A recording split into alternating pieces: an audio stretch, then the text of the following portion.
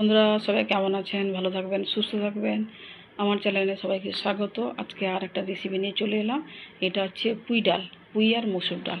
পুঁই মসুর ডাল করার জন্য আমি কচি পুঁই নিয়েছি আর ডাল নিয়েছি। এই যে কড়াইতে দিয়েছি সিদ্ধ করতে, কড়াই যে তেল তেল দেখছেন, এটা আমি আগে একটু ভাজাভাজি মানে বাদাম ভেজেছিলাম, তার জন্য তেলটা একটু থেকে গেছে। ওটা আমি আর ফেলে দিইনি, সেই তো তরকারি সবজি রান্না হবে, ওই জন্য। নাহলে তেল দিবেন না, এমনি সিদ্ধ করবেন হলুদ লবণ দিয়ে। তো অবশ্যই যে জলটাকে আগে দিয়ে দিবেন, দিয়ে গরম করে এগুলাকে দিবেন। তো ডাল একসঙ্গে দিবেন না, শুধু পুঁইটাকে দিবেন। আর ডালটাকে যখন রান্না করবেন, ডালটাকে কিন্তু ভিজিয়ে রাখবেন। মসুর ডাল একটু 10 মিনিট বা আধ ঘন্টা মতন ভিজিয়ে রাখলে খুব তাড়াতাড়ি সিদ্ধ হয়ে যায়। তো যখন দেখবেন পুঁইটা হাফ মোটামুটি সিদ্ধ হয়ে গেছে, তখন কিন্তু ডালটা আপনারা দিয়ে দিবেন।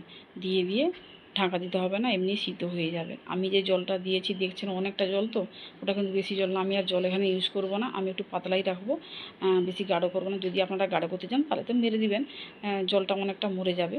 না হলে একটু কম জল দিবেন। ভালো করে সিদ্ধ না করলে তো হবে না, ডাল আছে, পুঁই আছে, আলু পড়বে।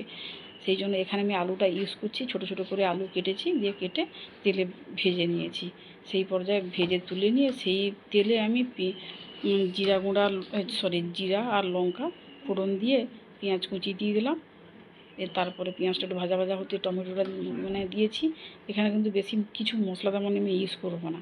এটা হচ্ছে আদা ছেঁচা, মানে থেতো করে আমি দিয়ে দিয়েছি। এবার বাটা মশলা এখানে কিছু আমি দিব না। দিয়ে দিয়েছি কড়াইতে একটু জল দিয়ে মশলাটাকে আমি একটু ঠিকঠাক করছি, কেন বসে যাচ্ছে। এই পর্যায়ে আমি সামান্য হলুদ, কেন মসুর ডালে বেশি হলুদ দিলে ভালো লাগে না, হলুদ হলুদ গন্ধ করে, দিতেই না বলে সবাই।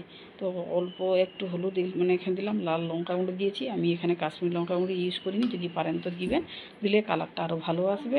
জিরা গুঁড়া দিয়েছি, লঙ্কা গুঁড়ো দিয়েছি, হলুদ সামান্য দিয়েছি, লবণ দিয়েছি। দিয়ে করে আমি ডালটা ঢেলে দিলাম। কাশ্মীরি লঙ্কাটা দিলে কালারটা ভালো আসে। আর মসুরের ডাল তো একটু ডালটা বেশি করে দিবেন।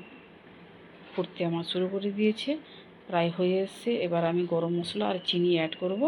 লবণটা অবশ্যই দেখে নেবেন, হয়ে গেছে। দেখুন কত সুন্দর হয়েছে, দারুণ হয় খেতে।